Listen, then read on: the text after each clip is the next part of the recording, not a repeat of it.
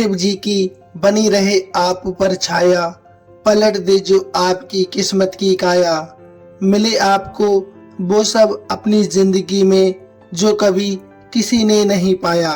हर हर महादेव, ओम नमः शिवाय।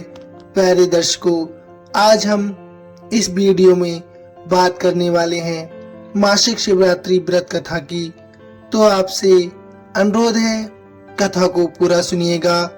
सच्ची निष्ठा और सच्ची भावना के साथ संपूर्ण कथा का अनुसरण करने से भक्त को सदैव अच्छा फल प्राप्त होता है, उसकी मनोकामना अवश्य पूर्ण होती है, व्रत का फल उसे अवश्य मिलता है। तो आपसे अनुरोध है, कथा को संपूर्ण सुनिएगा। तो आइए भक्तों, शुरू करते हैं। आप यदि हमारे चैनल पर नए हैं तो वीडियो को लाइक शेयर अवश्य करें, साथ ही चैनल सब्सक्राइब करें। आपका बहुत धन्यवाद होगा। आइए भक्तों, शुरू करते हैं। प्राचीन समय में चित्रभानु नामक एक शिकारी था। वह रोज जंगल में जाकर शिकार किया करता था। ऐसे में वह अपने परिवार का पालन पोषण किया करता था। चित्रभानु उसी नगर में रहता था जिस नगर से एक साहूकार से उसने कर्ज लिया था और आर्थिक तंगी के कारण वह कर्ज नहीं चुका पाया था। एक दिन साहूकार ने गुस्से में आकर चित्रभानु को शिव मठ में बंदी बना लिया। संयोग से उसी दिन मासिक शिवरात्रि थी। मासिक शिवरात्रि के कारण शिव मंदिर में भजन और कीर्तन हो रहे थे, जिसका बंदी शिकारी चित्रभानु ने पूरी रात आनंद लिया। अगली सुबह साहूकार ने शिकारी को अपने पास बुलाया और कर्ज चुकाने के लिए कहा, जिसके बाद शिकारी चित्रभानु ने कहा, सेठ जी, मैं कल तक आपका पूरा कर्ज चुका दूंगा।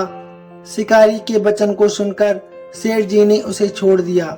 सेठ से आजाद होकर शिकारी शिकार के लिए जंगल में गया, किंतु पूरी रात बंदी गृह में भूखा प्यासा होने के कारण वह थक गया था और शिकार की खोज में जंगल में बहुत दूर आ चुका था, जहां से उसे लौटने में सूर्यास्त होने लगा था। जिसके बाद उसने सोचा, क्यों ना रात जंगल में ही बितानी पड़े। ऊपर से कोई शिकार भी नहीं मिला था जिसे बेचकर वह सेठ जी का कर्ज चुका सके। ये सोचते सोचते वह एक तालाब के पास पहुंच गया। भरपेट पानी पीकर सुस्ताने लगा और एक बेल के पेड़ पर चढ़ गया, जो उसी तालाब के किनारे पर था।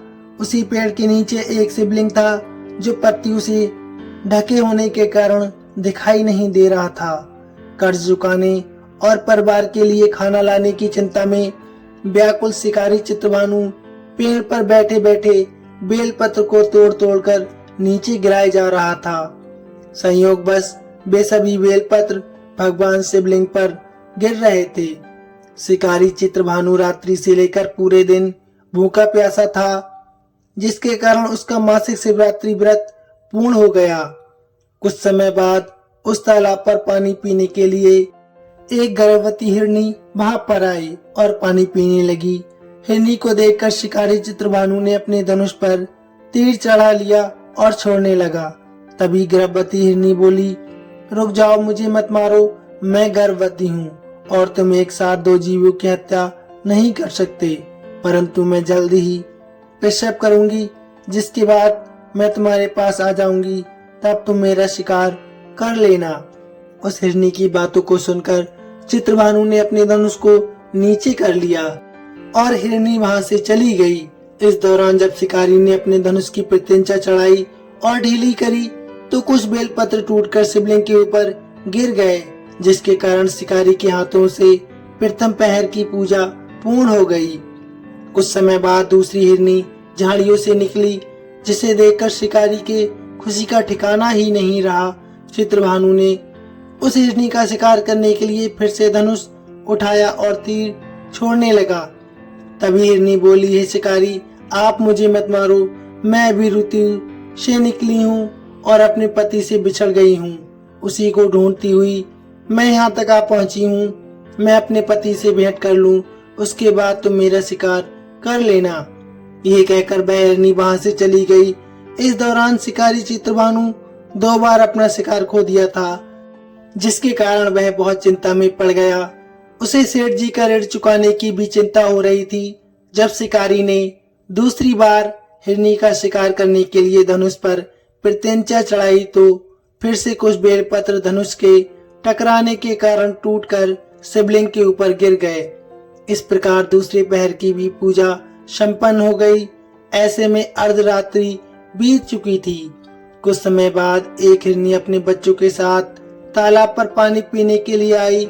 इस बार चित्रभानु ने बिना देर किए धनुष पर प्रत्यंचा चढ़ाई और तीर छोड़ने लगा। तभी वह हिरनी बोली, हे शिकारी, आप मुझे अभी मत मारो। यदि मैं मर गई तो मेरे बच्चे अनाथ हो जाएंगे। मैं इन बच्चों को इनके पिता के पास छोड़कर आऊं, जिसके बाद तुम मेरा शिकार अवश्य कर लेना। उस हिरनी की बात को सुनकर चित्रभानु जोर से हंसने लगा और कहने लगा, सामने आए शिकार को कैसे छोड़ सकता हूँ? मैं इतना बड़ा मूर्ख नहीं हूँ। 2 बार मैंने अपना शिकार खो दिया है, अब तीसरी बार नहीं खोना चाहता हूँ। शिकारी की बात सुन हिरनी बोली, हे शिकारी, जिस प्रकार तुम्हें अपने बच्चों की चिंता सता रही है, उसी प्रकार मुझे अपने बच्चों की भी चिंता हो रही है। मैंने इनके पिता के पास छोड़कर वापस अवश्य आ जाऊंगी, जिसके बाद तुम मेरा शिकार कर लेना। मेरा विश्वास करो। हिरनी की बात सुनकर शिकारी को दया आ गई और उसे जाने दिया। इसी प्रकार शिकारी के हाथों से तीसरे पहर की पूजा भी हो गई। कुछ समय बाद एक मृग वहां पर आया। उसे देखकर चित्रभानु ने फिर से अपना तीर धनुष उठाया और शिकार की ओर छोड़ने लगा। तभी मृग ने बड़ी विनम्रता के साथ बोला, हे शिकारी, यदि तुमने मेरे 3 पत्नियों और छोटे बच्चों को मार दिया है तो मुझे भी मार दो, क्योंकि उनके बिना मेरा इस दुनिया में कोई नहीं है। यदि तुमने उनको नहीं मारा है तो मुझे भी जाने दो, क्योंकि मैं उन 3 हिरनियों का पति हूँ और वो मेरी ही तलाश कर रही हैं। यदि मैं उन्हें नहीं मिला तो वे सभी मर जाएंगे। मैं उन सभी से मिलने के बाद तुम्हारे पास आ जाऊंगा, जिसके बाद तुम मेरा शिकार कर सकते हो। उस मृग की बात सुनकर शिकारी को पूरी रात का घटना चक्र समझ आ गया। मृग ने शिकारी को कहा, मेरी 3 पत्नियां जिस प्रकार प्रण करके गई हैं, उसी प्रकार वो वापस आ जाएंगी, क्योंकि वह तीनों अपने वचन की बहुत पक्की हैं और यदि मेरी मृत्यु हो गई तो वह तीनों अपने धर्म का पालन नहीं कर पाएंगी। मैं अपने पूरे परिवार के साथ शीघ्र ही तुम्हारे सामने आ जाऊंगा। कृपा करके मुझे अभी जाने दो।